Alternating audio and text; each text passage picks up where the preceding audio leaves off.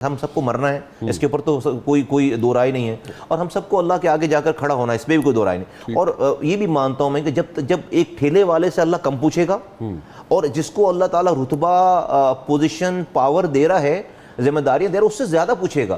तो मुझ में और एक बेचारे स्ट्रीट के चलने हुए आदमी में जो ज्यादा अकाउंटेबिलिटी आएगी। अब यहां पर हम आ गए, अब पाकिस्तान का प्रीएम्बल आइन का वो शुरू होता है बिस्मिल्लाहिर्रहमानिर्रहीम से कि अल्लाह बड़ा है, अल्लाह के नाम से शुरू करता हूं, where the sovereignty belongs to Almighty Allah alone. ठीक है, यहां से शुरू हो रहा हमारा प्रीएम्बल।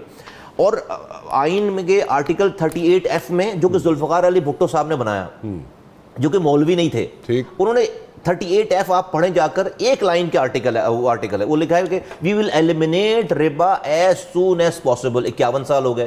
कायद आजम मोहम्मद अली जिन्ना ने 1948 में स्टेट बैंक की जब बिल्डिंग की इमारत का इफ्तिताह किया, अपनी स्पीच में ये वाली बात रिकॉर्ड पर है कि उन्होंने कहा कि ये जो मगरब का जो माशी निज़ाम है ये फेल हो गया है, मुसलमानों को अपना नया माशी निज़ाम मुतरफ़ करना चाहिए। ये हो गई बात। उसके बाद आ जाते हैं अल्लाह की किताब कुरान, सूरह बकरा की 2 आयतें हैं, नंबर मैं आपको कोट नहीं कर रहा, उसके सिर्फ मफहूम अर्ज कर रहा हूँ। एक जगह अल्लाह कह रहे हैं कि मैं सूद को मिटाऊंगा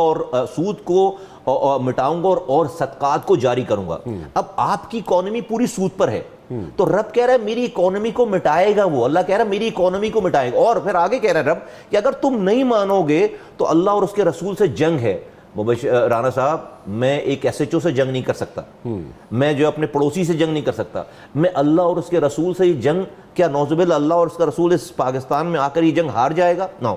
हुआ क्या है, 2022 में, 2 साल पहले, सालों की मेहनत के बाद जो शरीयत अदालत ने एक फैसला दिया जिसमें कहा कि 5 सालों में आप जो है वो रिबा को ख़त्म करेंगे और इन 5 सालों में आप ये काम करेंगे, और उसकी एक मुद्दत दी। सब ने उसको एक्सेप्ट कर लिया। 16 बैंक्स जो हैं वो चले गए उसकी अपील में, और 2 सालों से सुप्रीम कोर्ट की अपीलेंट बेंच में ये स्टे ऑर्डर आया हुआ है, क्योंकि वहाँ पर जज ही नहीं थे। अल्लाह का शुक्र है कि 1 हफ्ते पहले वहां पर अब नए जज साहब अपॉइंट कर गए। मैंने कल भी सुप्रीम कोर्ट के चीफ जस्टिस साहब के सामने ये वाली बात कहने की कोशिश की कि उन्होंने कहा मुस्तफा साहब आप जो है वो ये केस वो नहीं है, हमने जज लगा दिया है, और उन्होंने कहा कि जो है वहां पर आप ये वाली बात करें। मैं ये कहना चाहता हूं कि देखिए, हम सबसे लड़ सकते हैं, अल्लाह और उसके रसूल से लड़ नहीं सकते, हम जीत नहीं सकते। तो बिल्कुल मैं नहीं कह रहा कि आप IMF को आज मना कर दें।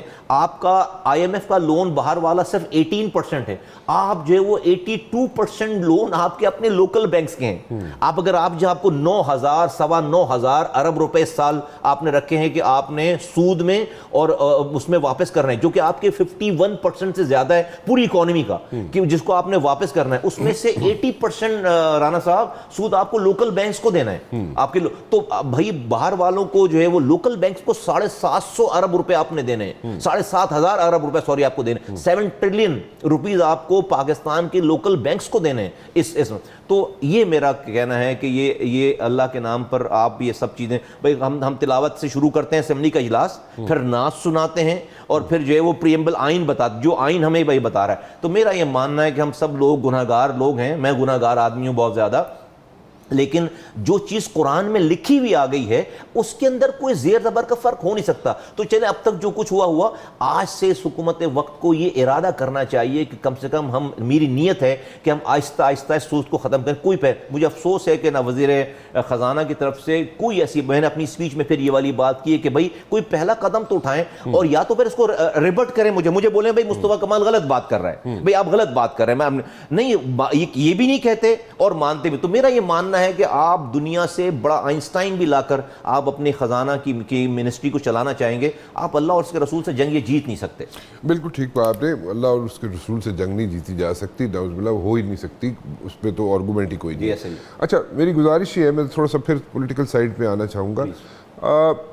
कई चीज़ें ऐसी थी जो आप लोग बैकआउट कर गए उससे।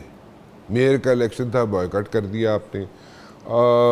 कई जगहों पे आपने डिलिमिटेशन का मसला था, उसमें आप you are neither here nor there but the issue was there, और आपने रेज भी किया, बट जब उसको अकम्प्लिश करने का वक्त आया तो you people like backed out. Why was that? Mayor वाले इलेक्शन का जो स्टांस था वो हमने वो केस जीता है एक तरह से, और जिस चीज़ पे हमारे ऑल्दो के पीपल्स पार्टी ने उस काम को इलेक्शन के बाद किया, लेकिन हमने 53 यूनियन काउंसिल जो कि कम कर दी गई थी वो हमने नोटिफिकेशन करवा के उसको जो है वो बढ़वाया है। अगर हम इलेक्शन लड़ लेते अरान साहब, तो 53 यूनियन काउंसिल पे एक शहर बनता है पूरा। ठीक है। यानी कि आप इमेजिन करें कि कराची में से एक शहर पूरा कम कर दिया था, ठीक है, डिलिमिटेशन में।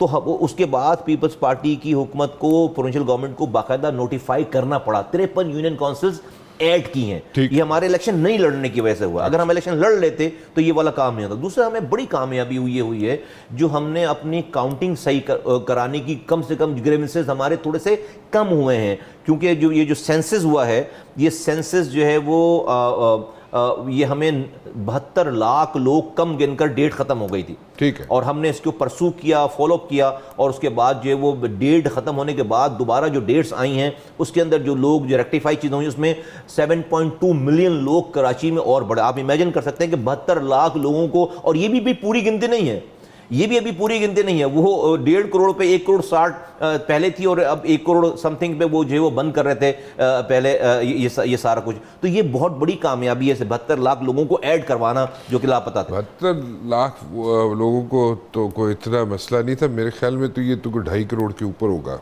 जी एग्जैक्टली। अब तो अभी तो जाकर डेफिनेटली ये तकरीबन 2 करोड़ 20 लाख पे आई है ना, 2 करोड़ 13 करोड़ से भी हमने, लेकिन डेफिनेटली ओरिजिनल, लेकिन ये 1.5 करोड़ पे लॉक कर रहे थे ना हमें। 1.5 करोड़ पे लॉक कर रहे थे, 1 40 पे 1 करोड़ 40, लेकिन पिछले साल की भी आबादी से कम कर दी उन्होंने आबादी।